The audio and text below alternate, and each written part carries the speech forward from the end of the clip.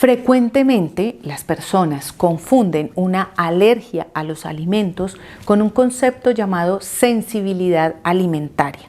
Son dos conceptos totalmente diferentes, médicamente se tratan muy diferente y dan síntomas muy diferentes. De allí que personas que tengan problemas digestivos, problemas con su peso, problemas inflamatorios, de difícil control o manejo, no logren a veces éxito con sus tratamientos. A veces todo puede venir de una sensibilidad alimentaria. Acompáñame para contarte y puedas comprender este concepto tan importante con tu salud. Cuando una persona es alérgica a las nueces, por ejemplo, consume la nuez, comienza a tener una reacción típica alérgica donde se hincha, se le inflama la glotis, tiene dificultad para respirar y finalmente tiene que llegar a urgencias para ser tratada. Esta es una típica alergia alimentaria. En otras ocasiones, hay personas que consumen un alimento, ejemplo, la leche, y les produce sensación de indigestión, pesadez, distensión abdominal. Esto es una típica reacción de sensibilidad alimentaria. Y voy a explicarte entonces cómo es ese mecanismo que te lleva a esa sensibilidad alimentaria. Lo primero que sucede es que consumes un alimento. Posteriormente, ese alimento llega al intestino y aproximadamente entre 6 a 72 horas después de que lo has consumido, es muy importante que tengas en cuenta este tiempo del que te estoy hablando, 6 a 72 horas después de haberlo consumido, ese alimento, los metabolitos de ese alimento, entran en contacto con células de tu sistema inmunológico y disparan una reacción del sistema inmune que vive en el intestino. Esa reacción de tu sistema inmune puede producir síntomas adentro del intestino o puede producir síntomas afuera del intestino. Adentro del intestino puedes sentir distensión, hinchazón, gases, cólicos, una sensación de indigestión, estreñimientos, diarreas. O afuera del intestino puede producir inflamación, cambios en el peso, activar dolores, producir dolores de cabeza, cefaleas o migrañas, activar alergias o lesiones en la piel, puede activar rinitis alérgicas, conjuntivitis alérgicas, faringitis, amigdalitis, pueden acompañar procesos de crisis con enfermedades crónicas como la hipertensión, la diabetes, el colesterol elevado. De esta manera hay personas que sufren de migrañas, tienen un origen en todo este mecanismo que te estoy explicando, pero no encuentran una relación clara o directa con su alimentación. ¿Por cuál razón? Porque como la reacción es tardía, han consumido el alimento 3 días atrás y no le van a encontrar una correlación inmediata a la migraña con ese tipo de alimentos.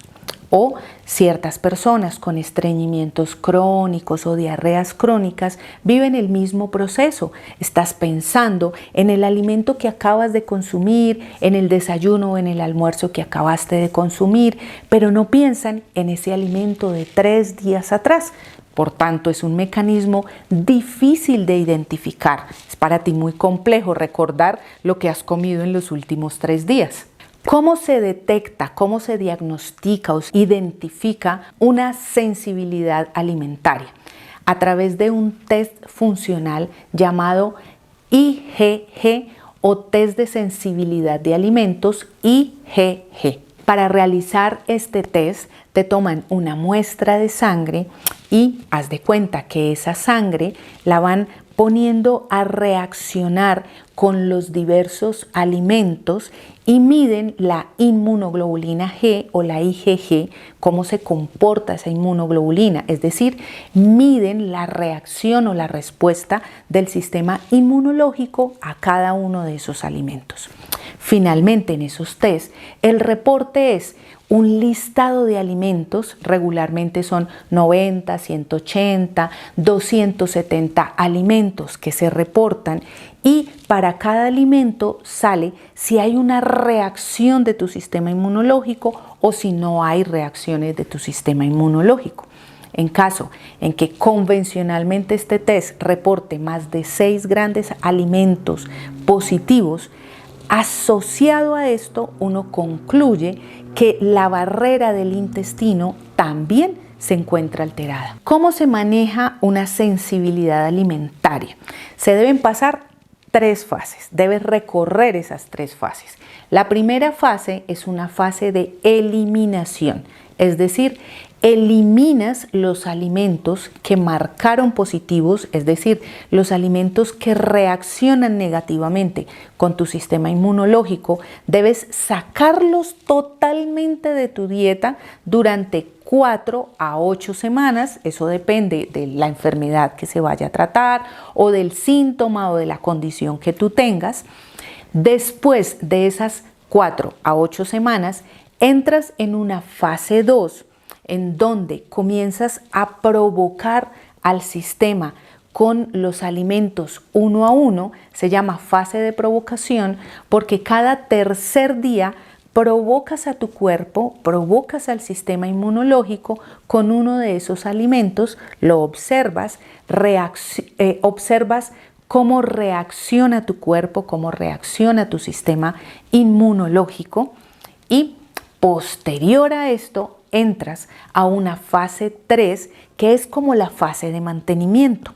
A esa fase le llamamos fase de rotación porque entras a una dieta, entre comillas, ideal.